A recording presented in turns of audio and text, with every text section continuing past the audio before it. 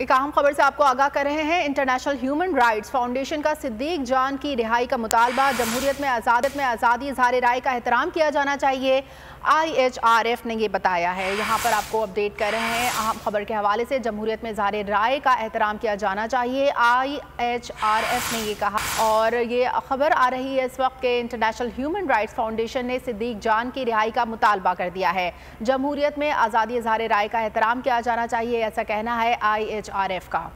International human rights foundation ने सिद्दीक जान की रिहाई का मुतालबा कर दिया है। वहाँ तक ये खबर पहुँच गई है और अब जमहूरियत में आज़ादी इज़हार राय का एहतराम किया जाना चाहिए, ये भी कहा है IHRF ने।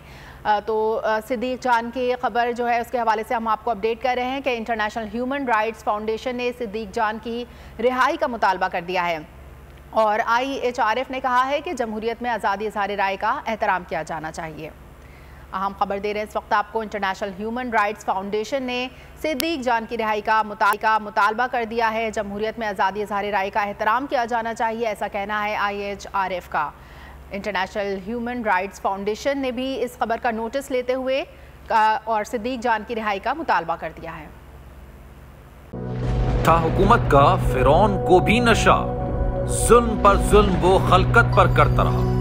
जुल्म और जबर की एक और दास्तान, हुकूमत का आजादी सहाफत पर कारीवार। सच की आवाज, सिद्दीक जान को चुप कराने की कोशिश। जुल्म के खिलाफ अलम बुलंद करने वाले सहाफी भेंट चढ़ने लगे। अदालती अहकामात के बावजूद मुहिब्बे वतन सहाफी बोल न्यूज के ब्यूरो चीफ सिद्दीक जान को गिरफ्तार कर लिया गया। उफ, क्या जुल्म है। बोल इस जुल्म के खिलाफ आला अदलिया से इंसाफ का मुंतजिर है।